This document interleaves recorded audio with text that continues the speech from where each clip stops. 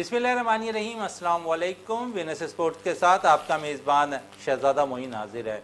और बाबर आजम के हवाले से अब ख़बरें आ रही हैं कि बाबर आजम सिडनी सेक्स की जानिब से जो बिग बैश खेल रहे हैं वो इस वक्त सबसे महंगे तरीन खिलाड़ियों में उनका शुमार हो गया। और पाकिस्तानी रुपये की अगर बात करें तो बाबर आजम को इससे एक लीग खेलने के 10 करोड़ रुपए मिल रहे हैं। तो एक पाकिस्तानी बैटर्स के लिए बहुत बड़ी बात है। और दुनिया में भर में जो है बैटिंग में राज करते रहे बाबर आजम, और इस वक्त बिग बैश वो खेलने गए हैं तो सबसे महंगे तरीन खिलाड़ी की हैसियत से वो इस वक्त बिग बैश में हिस्सा ले रहे हैं। उसके अलावा पाकिस्तान हॉकी की अच्छी खबरें हैं। पाकिस्तान हॉकी टीम ने जो है नेशन हॉकी टूर्नामेंट में जापान को शिकस्त दे दी है। 2 के मुकाबले में 3 गोल से पाकिस्तान ने इस मैच में कामयाबी हासिल की। और पहले मैच में पाकिस्तान मलेशिया के खिलाफ 3-3 गोल से मैच बराबर करने में कामयाब रहा था, तो दूसरे मैच में पाकिस्तान ने जापान को शिकस्त दिया है।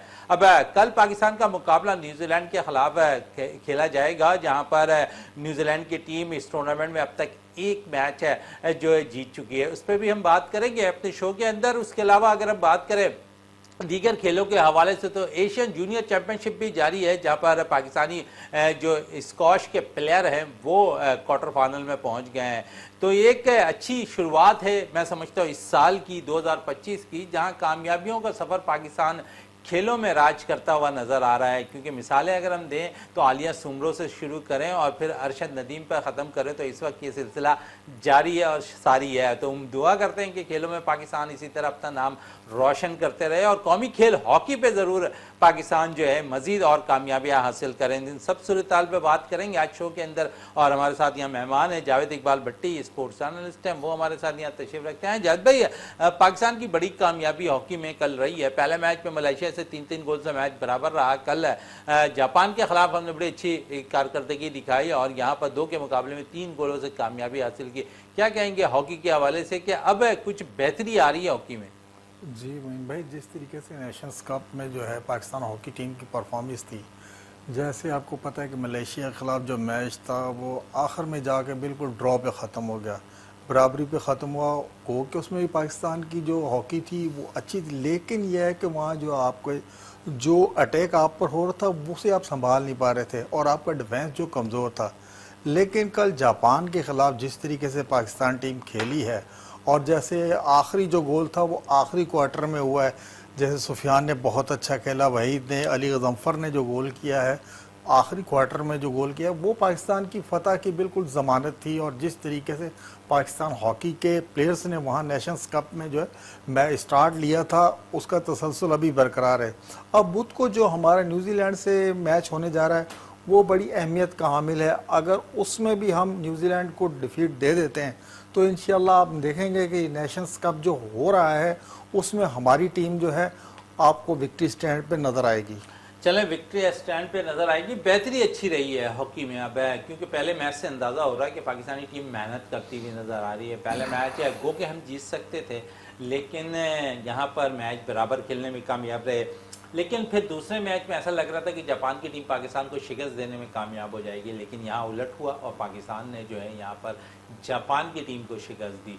तो यकीनन पाकिस्तान खेलों के हवाले से अगर हम बात करें तो 2025 कुछ बेहतर पाकिस्तान के लिए जा रहा है इस वक्त तक मैं समझता हूँ कि खेलों के मुकाबले में। और साथ साथ मैं बाबर आजम के हवाले से बात करूँ, सिडनी सेक्स की जानिब से वो खेल रहे हैं बिग बैश और सबसे महंगे तरीन वो खिलाड़ी हैं इस वक्त और 10 करोड़ रुपए पाकिस्तानी इसकी मालियत बन रही है। तो वो एक बड़ा साइन उन्होंने इस वक्त किया है, आप समझते हैं। अब परफॉर्मेंस क्योंकि अब बाकायदा आगाज़ भी हो रहा है बिग बैश का, तो एक अच्छी चीज़ है कि बाबर आजम जो दुनिया क्रिकेट के बहुत बड़े बैटर्स हैं वो यहाँ पर सिडनी सेक्स से खेल रहे हैं और सबसे ज़्यादा जो है वो पैसे ले रहे हैं इस इवेंट में। बिल्कुल मोइन भाई, देखें हीरे की कदर जो है ना जौहरी जानता है। जैसे अभी आपने कहा कि सिडनी सिक्सर्स ने उन्हें इतनी बड़ी रकम में ख़रीदा है और फिर बाबर आजम, इसमें कोई दो राय नहीं कि वो दुनिया के चंद बेहतरीन प्लेयरों में से एक प्लेयर है जिसकी परफॉर्मेंस जो वो चाहे टेस्ट हो, वनडे हो, T20 हो, उसका जो रिकॉर्ड है वो बोलते हैं। और कई ऐसे हैं जो तनकीद भी करते हैं बाबर आजम के, जी ये T20 के प्लेयर नहीं है, वनडे के नहीं है, इन्हें सिर्फ टेस्ट फार्मेट दी जाए।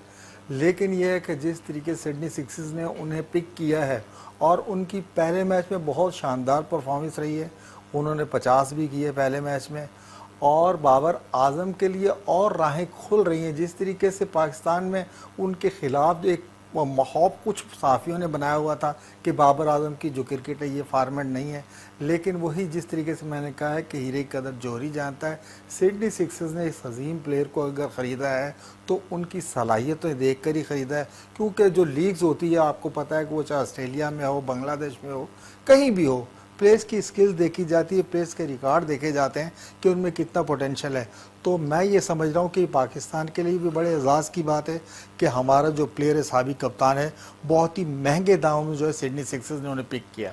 अच्छा, पाकिस्तान क्योंकि अपने पाकिस्तान ने 2 बड़े टूर करने हैं और बांग्लादेश के ख़िलाफ़ जाना है, फिर अमेरिका में वेस्ट इंडीज़ के ख़िलाफ़ खेलना, ऐसा लगता है कि बाबर को भी T20 अगर मैचेस हुए, क्योंकि अभी बातें हो रही हैं कि वेस्ट इंडीज़ के दौरे जो है वो वनडे जो है T20 में तब्दील कर दिया जाए। अगर ऐसा होता है तो आप समझते हैं कि बाबर आजम इस टीम में शामिल नहीं होंगे?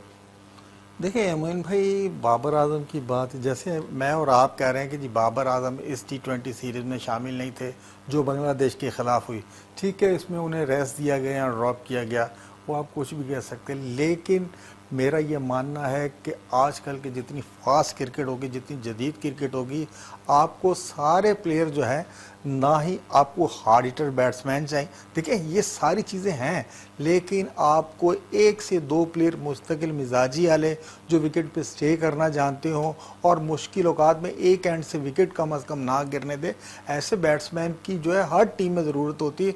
तो मैं ये समझता हूँ कि बाबर आजम को जो है पाकिस्तानी क्रिकेट टीम में एक मुस्तकिल मिजाज बैट्समैन के तौर पर है, अब भी उनकी जगह एक खाली है, वो जगह फिल कर सकते हैं। चलें, जगह फिल कर सकते हैं। ये तो सिर्फ बाबर की बात थी, बाकी 3-4 प्लेयर्स और हैं। शाहिनशाह अफरीदी आप समझते हैं टीम में वापसी होगी? मोहम्मद रिजवान थोड़ा सा मुश्किल दिखाई दे रहा है इस वक्त T20 क्रिकेट में वापसी इनकी। बिल्कुल आप सही कह रहे हैं। देखिए शाहिनशाह अफरीदी की तो वापसी होनी है। आपको पता है कि आगे आपको देखें, अगर ये 2 सीरीज़ हैं, अमेरिका में जो उससे वेस्ट इंडीज़ से आपके मैचेस हैं, फिर बांग्लादेश से बांग्लादेश में मैचेस हैं, और आपको एक ऐसा एग्रेसिव बॉलर चाहिए जो शुरू के पावर प्ले में आपको जो है 1-2 आउट करके दे देता है और फिर आप प्रेशर डाल देते हैं टीम पर। रही बात रिजवान की हालिया अगर PSL की परफॉर्मेंस उठा के देखें तो आपको पता है तीसरे नंबर पर सबसे ज़्यादा रन्स करने वाला प्लेयर है। गो के उनका स्ट्राइक रेट जो उनसे मैच नहीं करता जो उनकी सलाहियतें हैं, लेकिन यह है कि मैं ये देख रहा हूँ कि बाबर आजम, रिजवान, शाहिनशाह अफरीदी, इनको जो है कौमी टीम में दोबारा कमबैक का एक दफ़ा मौका ज़रूर मिलेगा। और जिस तरीके से अभी आपने कहा कि बाबर जो है सिडनी सिक्सर्स से भी आपको पता है कि वो लीग खेल रहे हैं और शाहिनशाह अफरीदी भी खेल रहे हैं, और मैं ये देख रहा हूँ कि रिजवान और मोहम्मद हारिस हो गए, साहबजादा फरहान हो गए, ये 2-3 प्लेयर्स ऐसे हैं जिनकी आपस में टाई हो रही है। लेकिन ये कि रिजवान की जगह तो है, लेकिन अब ये सिलेक्टर के डिपेंड करता है कि आया कि उन्होंने जो एक यंग ब्रिगेड तैयार की है उन्हीं की सलाहियतों से इस्तेफादा हासिल करेंगे, या ये है कि 2-1 सीनियर प्लेयर जो है वो टीम में रखेंगे। चलें, ये टीम में रखते हुए दिखाई देंगे या नहीं? सीनियर प्लेयर्स के साथ हम बांग्लादेश का दौरा करेंगे या नहीं, या वेस्ट इंडीज़ के खिलाफ जो हमने सीरीज़ खेली है उसमें सीनियर प्लेयर शामिल होंगे या नहीं, ये तो आने वाला वक्त ही बताएगा। लेकिन सिलेक्टर्स वही हैं, और क्या कहेंगे, क्योंकि बड़ी बातें हो रही थी कि सिलेक्टर्स चेंज होंगे, सेम वही सिलेक्टर्स हैं, और इन्हीं सेलेक्टर्स ने जो है टीम बनाई थी, और ये टीम जो है आप समझते हैं कि फिर बांग्लादेश के ख़िलाफ़ जो सीरीज़ हमने खेलनी है वहाँ जाकर, तो इन्हीं खिलाड़ियों पर वो जो है इन्हिसार करेंगे। बिल्कुल मोइन भाई, जैसे सेलेक्टर्स के बारे में आ रहा था कि सेलेक्टर जो है चेंज हो रहे हैं, और फिर ये मामला जो है एक जगह पे आके बिल्कुल फ्रीज हो गए हैं एकदम। मकसद ये है कि पाकिस्तान क्रिकेट बोर्ड ने एक ऐसा एकदम कोई पत्रुप का पता खेल दिया कि बिल्कुल वही, जबकि हमें आपके ज़रा बता रहे थे कि आपके जो सिलेक्टर्स उनमें चेंजिंग आ रही है, लेकिन अगर उनमें फ्रीज़ कर दिया और इन्हीं सिलेक्टर ने ही टीम सेलेक्ट करनी है, जैसे उन्होंने पहले नौजवान प्लेयर्स पर एतमाद किया है, तो हो सकता है वो इन्हीं नौजवान प्लेयर पर एतमाद करें। लेकिन ये है कि हतमी राय जो है वो कप्तान की होगी, या कोच की अगर इन्वॉल्वमेंट होती है तो सिलेक्शन कमेटी देखें इन्हीं टीम को सिलेक्ट करती है, या जैसे बाबर, रिजवान, शाहीन हो गया, इनका कमबैक होता है या नहीं। असल मसला है इन सिलेक्टर पे, क्योंकि सिलेक्टर के क्रेडिट पे पहले भी है कि उन्होंने बांग्लादेश के खिलाफ जो टीम उतारी थी उन्होंने इनको जो है क्लीन स्वीप करके दे दिया, तो अब उन्हीं की परफॉर्मेंस को जो है वो नज़र में रखते हुए ही टीम सेलेक्ट करेंगे। लेकिन ये कि अब सिलेक्टर पे भी बहुत ज़्यादा दबाव होगा, जैसे चेंजिंग की बातें हम सुन रहे थे तो हो सकता है कि सिलेक्टर जो है एक दो चेंजिंग लाजमी करेंगे। चलें, एक दो चेंजिंग की बात हो रही है, लेकिन इसमें हम समझते हैं क्योंकि अब हम होम की सीरीज़ खेल रहे थे तो इब्रार पे निसार हम काफ़ी कर रहे थे, और माजी अगर उठा के देख लें, इब्रार कहा कि अगर बैनुल मुल्क के दौरे पे टीम जाती है, इब्रार को मौका मिलता है तो इब्रार उस किस्म की बॉलिंग नहीं कर पाते। तो आप समझते हैं कि यहाँ पर आपको सुफियान मुकीम के साथ बांग्लादेश के टूर पर जाना चाहिए?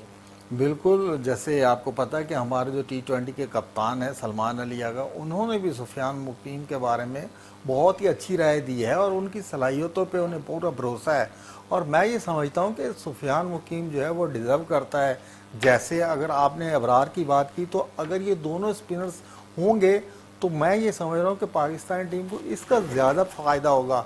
अगर आपने सुफियान मुकीम के साथ जाना है या आपने ये देख लेना है कि सुफियान मुकीम की सलाहियतें जो उन्होंने न्यूजीलैंड में, आपको पता है कि वो साउथ अफ्रीका में जो आपको रिज़ल्ट दिया, ऑस्ट्रेलिया में जो रिज़ल्ट दिया, जिम्बाब्वे में भी उनको बहुत ही अच्छा चांस मिला था और उन्होंने मकसद प्रूव किया है कि उनमें ये सलाहियतें हैं। असल मसला ये है कि आप जब टीम सेलेक्ट करेंगे तो अबरार को आपको पार्टनर तो चाहिए, लेकिन अब ज़्यादातर मैं ये देख रहा हूँ कि सिलेक्टर और कप्तान पार्ट टाइम स्पिनर की तरफ ज़्यादा चले गए हैं। आप जेन्युइन स्पिनर्स के साथ जब नहीं जाते तो इसका नुकसान जो है आपको आने वाले मैचेस में होता है। बड़ी अच्छी बात की कि आपको आने वाले मैचेस में होता हुआ दिखाई देता है, लेकिन कोई ख़ास तवज्जो जेन्युइन स्पिनर्स की तरफ भी नहीं जा रही। हम देखते हैं कि उसामा मीर पाकिस्तान के लिए एक अच्छा परफॉर्म करते रहे T20 में, उस तरफ भी निगाहें नहीं जा रही है। उसके अलावा मेहरान मुमताज़ बड़ा अच्छा परफॉर्म करते रहे, उनकी तरफ भी निगाहें नहीं जा रही हैं। कासिम अकरम है, फैसल अकरम पे निगाहें नहीं जा रही हैं। उसके अलावा अगर हम बात करें तो सबसे ज़्यादा इनिसार इस वक्त अगर हम देखें तो T20 और वनडे पे जो है पाकिस्तान के लिए एक अच्छा इजाफा मैं समझ सकता हूँ। न्यू टैलेंट है, सुफियान मुकीम आ रहा है जिस पे निगाहें ज़रूर है लेकिन चांस नहीं दिया जा रहा है। देखिए मोइन भाई, यही हमारा अलमिया है।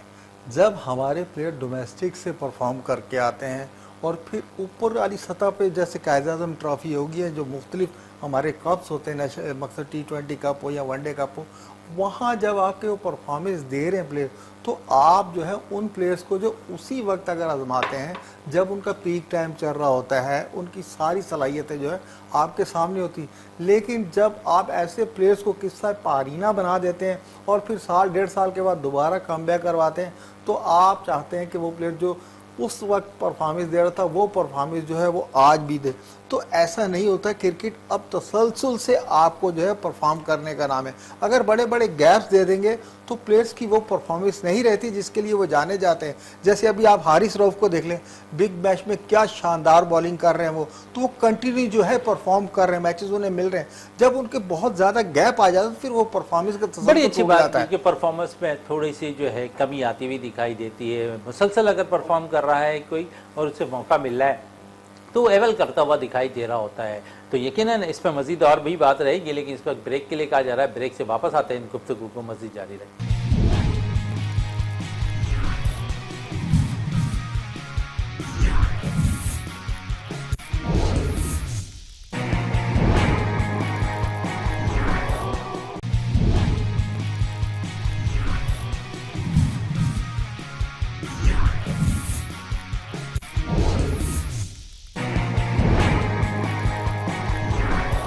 Welcome back. और हम बात कर रहे थे बाबर आजम के हवाले से, बिग बैश के हवाले से, जो क्रिकेट का आगाज हो गया इस लीग का, और अब पाकिस्तानी प्लेयर्स इसमें अच्छा परफॉर्म करते दिखाई दे रहे हैं। कुछ महंगे प्लेयर पाकिस्तान के जरूर हैं लेकिन परफॉर्म से कासिर नहीं रहते, परफॉर्म करके अपनी टीमों को जिताने की भरपूर तौर पर कोशिश करते हैं। और जावेद इकबाल भट्टी मौजूद हैं हमारे साथ। और जिस तरह पाकिस्तान टीम के बारे में बातें कर रहे थे ना, कुछ तब्दीलियाँ होनी चाहिए और इन तब्दीलियों के हवाले से मैं ज़रूर और भी बात करूँगा, क्योंकि हमारे पास है, अगर हम देखें तो हसन नवाज को हमने नंबर 4 पोजीशन पर आजमाया और बेहतर फैसला रहा। और पाकिस्तान, इसका क्रेडिट पाकिस्तान सुपर लीग के अंदर कोयटा ग्लैडिएटर्स को देना चाहिए कि जिन्होंने उनको उसके अपने असल नंबर पे बैटिंग कराई, जहां से शायद पाकिस्तानी सिलेक्टर्स या कप्तान की सोच बदली और उन्होंने जो है नंबर 4 पोजीशन पर हसन नवाज को मौका फराहम किया। और आपने देखा कि इस नंबर पर आकर हसन नवाज ने किस तरह परफॉर्म किया, फिर एज ए ओपनर उनकी परफॉर्मेंस भी पाकिस्तान टीम के साथ है जिस तरह रही है।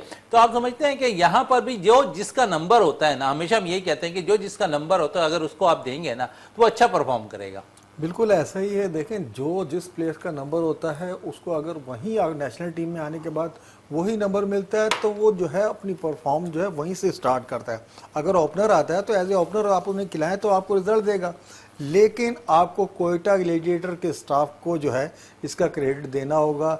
जिस तरीके से हसन नवाज को उन्होंने एक मिडिल आर्डर का मुस्तनद बैट्समैन बना दिया है, उसमें आप चाहे सरफराज को ले लें, मोइन को ले लें, वीमर रिचर्ड है, आज़म खान है, इन्होंने जो है उनको मिडिल आर्डर का एक बेहतरीन जो है प्लेयर बना दिया।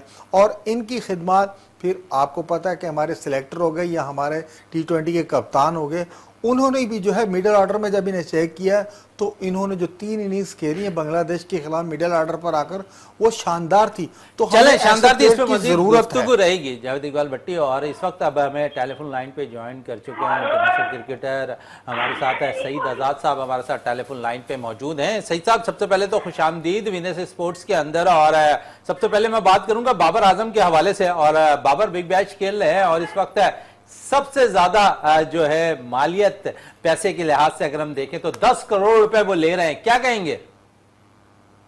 अस्सलाम वालेकुम। वालेकुम अस्सलाम। बहुत शुक्रिया कि आपने मुझे विनिस चैनल पे लिया, बहुत बहुत शुक्रिया आपका। बहुत शुक्रिया आपका, आपका कीमती वक्त हमारे लिए बहुत अहमियत का हामिल है। बस थोड़ा सा आवाज तेज कर दें मोइन भाई। जी जी, आवाज आपके लिए तेज है। अच्छा, मुझे आपकी आवाज स्लो आ रही है इसलिए कि स्लो। अच्छा, मेरी आवाज आई है? मैंने जो सवाल किया आप तक मेरी आवाज आई, ये बताएं मुझे। जी आ गई आ गई। बिल्कुल। बाबर के हवाले से क्या कहेंगे जो इस वक्त सबसे ज्यादा जो है बिग बैच में पैसे ले रहे हैं? बात ये है, मैं अब आपने ऐसी बात कर दी, पाकिस्तान का मसला आ रहा होता ना तो शायद मैं उस पर कोई ना कोई बात करता, मगर इस वक्त बिग बैच का मसला है। और पाकिस्तान का क्या, मैं अब तो मैं बिग बैच खेल रहा है, कहीं और कंट्री में खेल रहा है, पाकिस्तान का सुपरस्टार है और जितने भी पैसे मिले उसको वो भी कम है, इसलिए कि पाकिस्तान ने काफी अरसे के बाद दुनिया में ऐसा बैट्समैन निकाला है जो कि दुनिया मानती है उसको। हम माने या ना माने, हम उसको माने या ना विनिंग प्लेयर माने या ना माने, हम अच्छा कप्तान माने या ना माने, मगर एज ए क्रिकेटर बात करूंगा तो प्लेयर बहुत बड़ा है और जितने पैसे ले रहा है वो सही ले रहा है। मैं कहता हूं कि जितना बड़ा प्लेयर है वो सही ले रहा है और यही टाइम होता है, 8-10 साल होते हैं प्लेयर के लिए, यही उसका प्रोफेशन है, यही उसका फ्यूचर है। वो जितने भी पैसे मिले मैं तो समझता हूँ अच्छी बात है, बहुत अच्छी बात है और मिलने चाहिए। पाकिस्तानी प्लेयर को मिल रहे हैं ना भाई, जब दुनिया का दूसरे प्लेयर ले सकते हैं तो हमारा प्लेयर क्यों नहीं ले सकता? अच्छा, परफॉर्मेंस भी आप देखेंगे थोड़ी सी जो है ना चेंज नजर आ रही है। मैं खासकर हारिस रऊफ की अगर बात करूं, आपने उनकी अगर बॉलिंग देखी हो तो आपको उसमें स्पीड भी नजर आ रही होगी, स्विंग भी नजर आ रही होगी। और वो जो हम यहाँ पर बहुत बातें करते हैं ना कि 2-4 ओवर्स के बॉलर हैं हारिस रऊफ, वहां मुझे बिल्कुल चेंज नजर आ रहे हैं।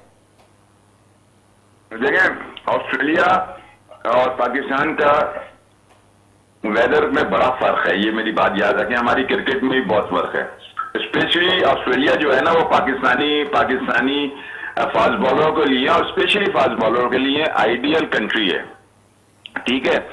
और जहां तक रही बात हारिस रऊफ की, देखें यहाँ इस आपके सामने ही परफॉर्मेंस है। जब पाकिस्तान की, मैंने आपको पहले बोला, पाकिस्तान की जहां बात आती है तो वहां उन प्लेयरों की भी बीच में बात आती है जिनके साथ ज्यादतियां होती हैं, जिनको चांस नहीं दिया जाता, सिर्फ इस वजह से कि हारिस रऊफ है। हम हारिस रऊफ को पाकिस्तान में भी खराब कर रहे हैं। अगर टॉप लेवल का बॉलर है तो उसको रेस्ट दे के खिलाना चाहिए। और ऑस्ट्रेलिया में देखें, फिर मैं तुमसे मोइन बात करूंगा, 8-10 साल हैं और ऑस्ट्रेलिया की विकेट पे है तो जेन्युइन तेज बॉलर, इसमें तो कोई शक की बात ही नहीं है। फास्ट बॉलर तो है ना, इस वक्त पाकिस्तान का फास्टेस्ट नंबर बॉलर है जी जी। तो वहां ये तो चलता है, वेदर के हिसाब से बॉल घूमता भी है, पिच के हिसाब से बॉल तेज भी जाता है। तो फास्ट बॉलर के लिए ऑस्ट्रेलिया का जो कंट्री है वो बहुत बेहतर है और वो अच्छा बॉलर है, बुरा बॉलर, ऐसा बॉलर नहीं है जिसमें हम कहें कि वहां ऐसे क्यों कर रहा है। पाकिस्तान का माहौल देखें, पाकिस्तान की एक तो T20 क्रिकेट में आसान नहीं होता बॉलिंग करना ना, उसमें ऐसा होता है, नया बॉल होता है, स्विंग नजर नहीं आ रहा होता, उसमें तेज जरूर नजर आ रहा होता है और उसमें बैट्समैन जो है आपको पावर हिटर ही नजर आता है, क्लासिकल बैट्समैन तो नजर नहीं आता कोई। तो अच्छा, बहुत चले फर्क चले है। यहाँ आपने एक अच्छी बात की बॉल्स के ऊपर, और आईसीसी का नया रूल कल आ गया है, और जिस पे ये कहा जा रहा है 34 ओवर्स के बाद अब 2 बॉलें इस्तेमाल होंगी, 25 के बाद 1 बॉल इस्तेमाल होगी। तो एडवांटेज आप किसको देख रहे हैं, बॉलर्स को या बैटर्स को? क्या क्या बोल रहे हैं मोइन, क्या बोल रहे हैं? आईसीसी ने नए कानून कल से लागू किए हैं, और जिसमें 35 ओवर्स के बाद अब 2 बॉलें इस्तेमाल हो सकेंगी वनडे क्रिकेट के अंदर, और जिसमें 25 ओवर्स के बाद आप बॉल तब्दील कर सकते हैं। देखिए, एक तो मैं आपको मोइन एक ऐसी बात बता दूं, पाकिस्तान की क्या दुनिया की क्रिकेट जो है ना, खूबसूरती जिसे कहते हैं, वो फास्ट बॉलर की वजह से है। क्रिकेट में स्पिनर की कोई वैल्यू नहीं है, स्पिनर से एट्रैक्शन नहीं है क्रिकेट में, एट्रैक्शन फास्ट माजी में बॉलर है। हम माजी में बहुत सारे मैचेस स्पिनर्स ने हमें अपने जिताए। नहीं, वो ठीक है, स्पिनर एक क्वालिटी होती है, क्वालिटी बॉलर होते हैं। शेन वॉर्न था, अब्दुल कादिर साहब थे, इसी तरह 2 एक आध बॉलर, मगर स्पिनर की जो क्रिकेट की खूबसूरती है ना, हम क्यों कहते हैं ऑस्ट्रेलिया की बेहतरीन टीम, ऑस्ट्रेलिया की, इंग्लैंड की बेहतरीन टीम और न्यूजीलैंड की बेहतरीन टीम, क्यों कहते हैं? इसलिए कहते हैं वहां बॉल, फास्ट बॉलर जब बॉल कर रहा होता है, उसकी अपनी एक क्लास नजर आती है, और बैट्समैन जो उसके सामने खेल रहा होता है उससे ज्यादा खूबसूरत नजर आ रहा होता है। तो हो सकता है कि क्रिकेट डेड होती जा रही है पूरी दुनिया में।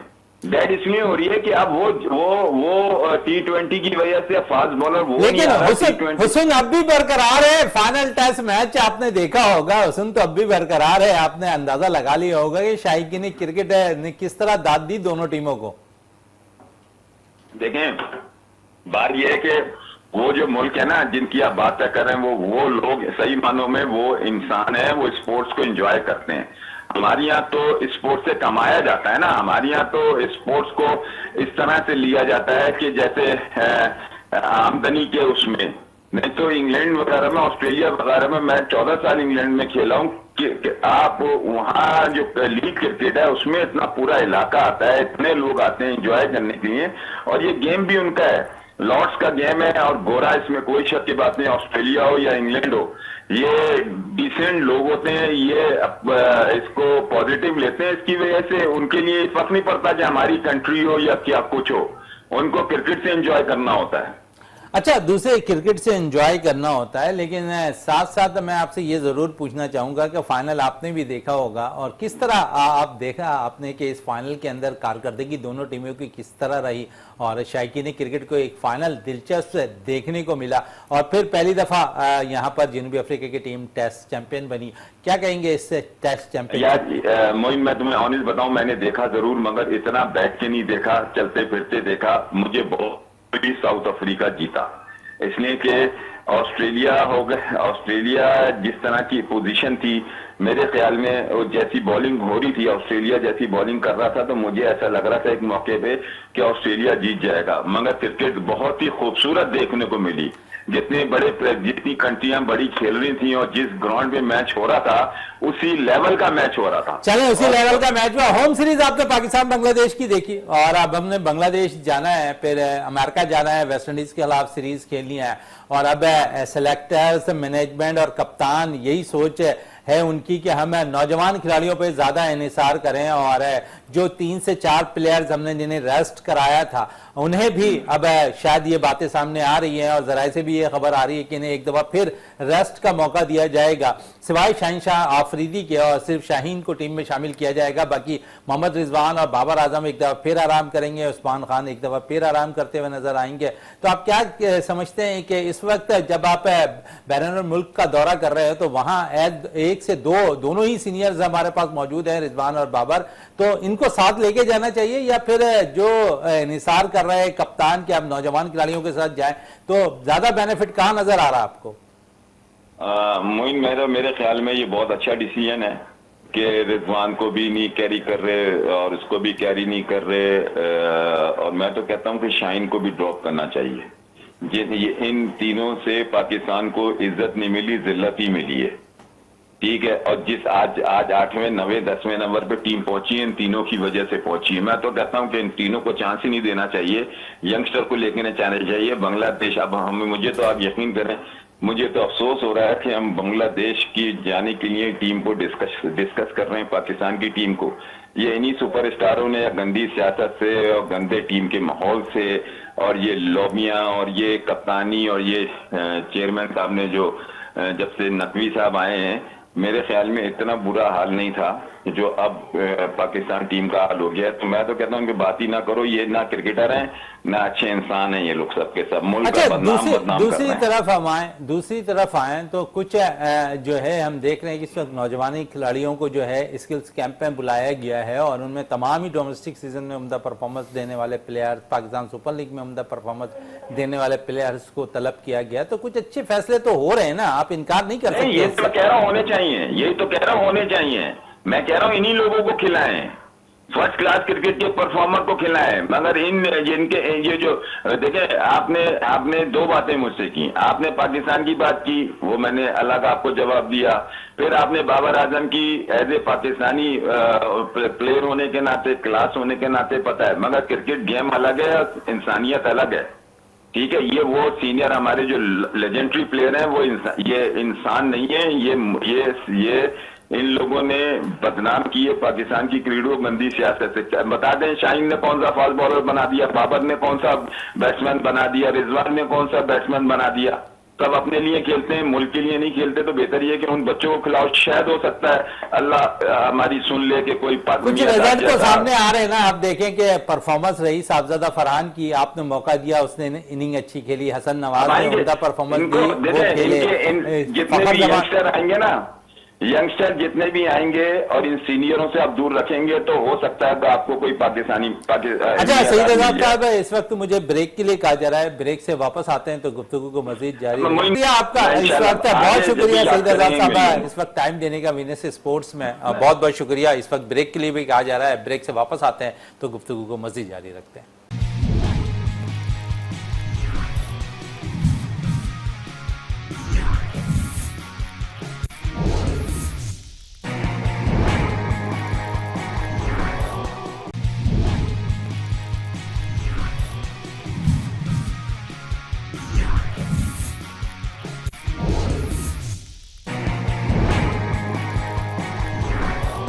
Welcome back. और जिस तरह हम बात कर रहे थे पाकिस्तान क्रिकेट टीम के हवाले से, नौजवान खिलाड़ियों को जो मौके देने की बात कर रहे थे, और सईद आजाद साहब इंटरनेशनल क्रिकेटर हमारे साथ टेलीफोन लाइन पे मौजूद थे और वो कह रहे थे नौजवान खिलाड़ियों को मौका देना बेहतर होगा, बजाय इसके कि हम कुछ सीनियर प्लेयर के साथ एक बार फिर बांग्लादेश के टूर करें। और यहाँ पर मैं जावेद इकबाल भट्टी मौजूद है, इनसे मजीद बात करूंगा। जावेद साहब, नौजवान खिलाड़ियों को चांस देने की बात हो रही है, मैं सईद साहब से यही पूछ रहा था कि सीनियर्स को आप आराम दें, और उन्होंने यही कहा कि सीनियर्स को और आराम दें और यहाँ पर नौजवान खिलाड़ियों के साथ आप बांग्लादेश का दौरा करें तो बेहतर नताइज आपके पास पहले ही आ रहे हैं, तो कुछ और अच्छे आ सकते हैं।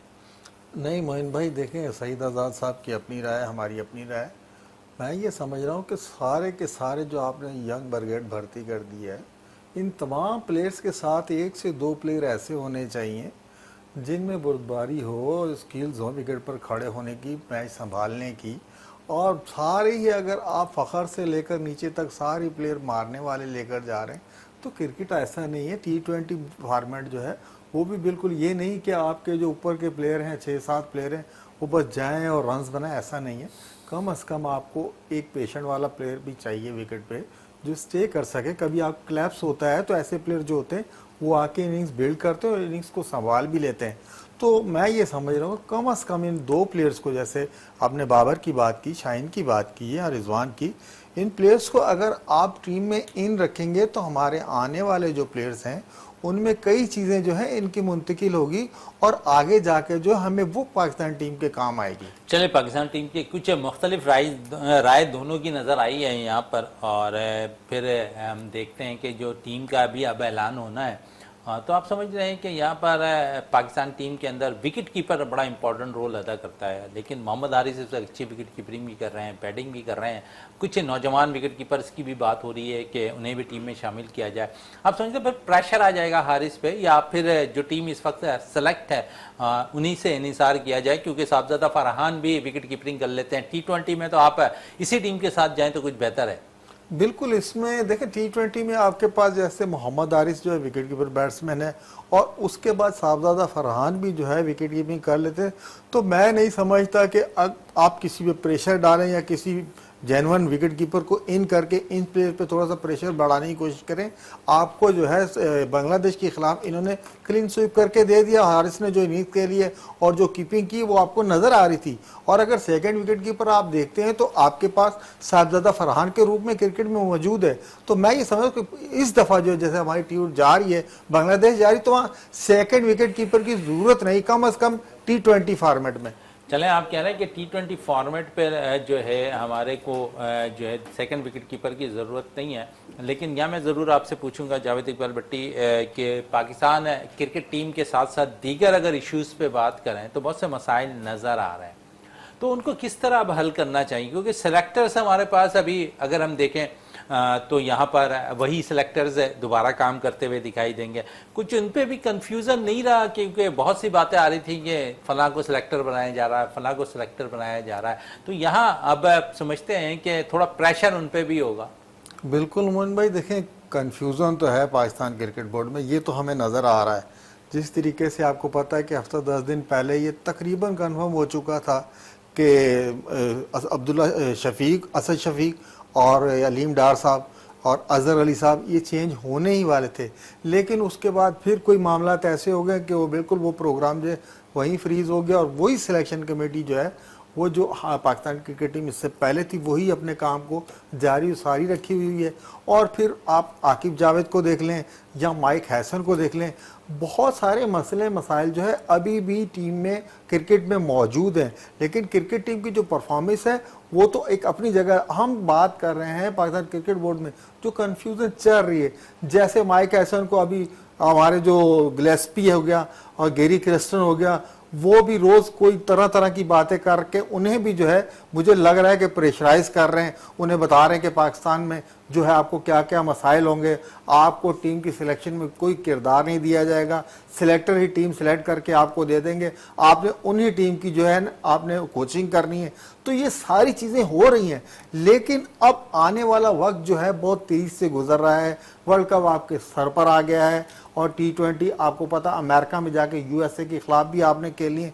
तो इन सारी चीज़ों को तनाज़ुर में पाकिस्तान क्रिकेट बोर्ड को चाहिए कि ऐसे फैसले करें जिनमें तसलसल हो, और ये ना हो कि आज ये फैसला कर दिया कल वो फैसला कर दिया। नहीं, अब हमें जिस तरीके से हमारी T20 में परफॉर्मेंस बेहतर हुई है, तो हमारी सिलेक्शन कमेटी हो चाहे हमारे स्टाफ हो, उनको चाहिए कि ऐसे फैसले करें जिसके नताइज जो बहुत दूरदर्श नताइज हो, जो पाकिस्तान क्रिकेट टीम के लिए बहुत ही अहमियत के हामिल होंगे। चले, अहमियत के हामिल हो। फिर टेस्ट के लिए भी जो हम समझते हैं कि इस वक्त चुनाव किया जा रहा है और देखते हैं कि कौन जो है कोच बनता है, लेकिन इस वक्त आकिब जावेद हेड कोच हैं। तो क्या कहेंगे, कोचिंग के हवाले से भी बहुत सी चीज़ें अब सामने आ रही हैं, जहाँ सेलेक्टर्स के लिए रहा वहाँ आकिब के लिए भी कुछ परेशानी नज़र आ रही है।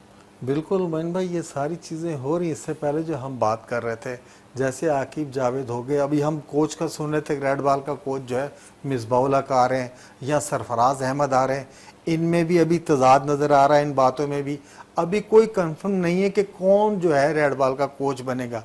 और मोइन भाई, जिस तरीके से साउथ अफ्रीका और ऑस्ट्रेलिया का जो फाइनल हुआ है वर्ल्ड टेस्ट चैम्पियनशिप का, उसके बाद जितने भी टेस्ट खेलने वाले ममालिक हैं उनमें जो है जिनको वहाँ के जो शायकीन है उनमें टेस्ट की अहमियत को बहुत ज़्यादा उजागर कर दिया है। अब जो है जब चाहे पाकिस्तान हो या कोई भी क्रिकेट बोर्ड हो, अब वो जो है टेस्ट चैंपियनशिप को जो है जहन में रखते हुए अपनी अपनी टीमें सिलेक्ट करेंगे। वो हर नेशन खेलने वाली जो क्रिकेट टीम है वो चाहेंगी कि हम जो है अगली दफ़ा का जो फाइनल है लॉर्ड्स में हम खेलें। तो अब जो है ये होप बढ़ गई है। अच्छा, होप बढ़ गई है। थोड़ा पाकिस्तान टीम पे बात करें कि वो टेस्ट मैचेस पाकिस्तान को बहुत कम मिलता है। होम सीरीज खेलेंगे हम 6 टेस्ट मैचेस, बैरून मुल्क जाके खेलेंगे हम 7 टेस्ट मैचेस, और आपको कामयाबी का रेशो बढ़ाना पड़ेगा अगर आपको टेस्ट चैंपियनशिप का फाइनल खेलना है। तो अभी से आपको तरजीहात में शामिल कर लेना चाहिए, क्योंकि आज से अगर हम देखें तो यहाँ पर टेस्ट मैचेस का भी आगाज हुआ है, जहाँ पर दीगर टीमें खेलती हुई दिखाई दे रही हैं। श्रीलंका बांग्लादेश के दरमियान आज से टेस्ट मैचेस जो वर्ल्ड टेस्ट रैंकिंग होती है उसका आगाज हो गया है। तो आप समझ रहे हैं कि यहाँ बड़ा अहम रोल होगा पाकिस्तान टीम का भी, क्योंकि इन 2 सालों के अंदर पाकिस्तान ने 13 टेस्ट मैचेस अब तक खेलने हैं। बिल्कुल मोइन भाई, देखें जिस तरीके से अब टेस्ट के जैसे कहते हैं, टेस्ट क्रिकेट जो क्रिकेट का हुस्न है और तमाम जो तमाशाई हैं टेस्ट क्रिकेट से बहुत ज़्यादा प्यार करते हैं, वो किसी भी कंट्री के हो। अब जो है ना, आपको जो टेस्ट टीमों के फैसले करने होंगे, पहले तो आप ये था ना कि आप एक नए नए तजर्बे कर रहे थे, कभी आप सिर्फ 2 स्पिनर खिला रहे हैं या कभी बगैर स्पिनर्स के जा रहे हैं या फास्ट बॉलर के बगैर जा रहे हैं। अब जो है टेस्ट चैंपियनशिप के जहन में रखते हुए तमाम ममालिक जो है ना, वहाँ तक का एक रोड मैप बना रहे हैं, उसी हिसाब से फैसले किए जाएंगे और उसी हिसाब से प्लेयर का चुनाव होगा कि ये प्लेयर जो है हमें जो है टेस्ट मैचेस में जो है फतह दिला सकते हैं। और हम जो है अब तमाम टीमें जो ये ख्वाब देख रही हैं, जिस तरीके का ये फाइनल हुआ है न्यूजीलैंड साउथ अफ्रीका का और ऑस्ट्रेलिया का, अब तमाम टीमें और तमाम क्रिकेट बोर्ड के सरबराहान ये ख्वाब देखना शुरू कर चुके हैं कि अगले साल जो है हमारी टीम जो है लॉर्ड्स में फाइनल खेलते हुए नजर आए। चलें 2 साल के बाद जब इसका फाइनल मैच खेला जाएगा, किन 2 टीमों के दरमियान खेला जाएगा, इसका फैसला करना अभी थोड़ा सा मुश्किल दिखाई दे रहा है। लेकिन तैयारियां तमाम टीमों की होगी और आज से इस तैयारियों का अगर हम कहें तो आगाज़ हो गया। 2 टीमों के दरमियान श्रीलंका और बांग्लादेश के दरमियान टेस्ट सीरीज़ का आगाज़ हुआ है।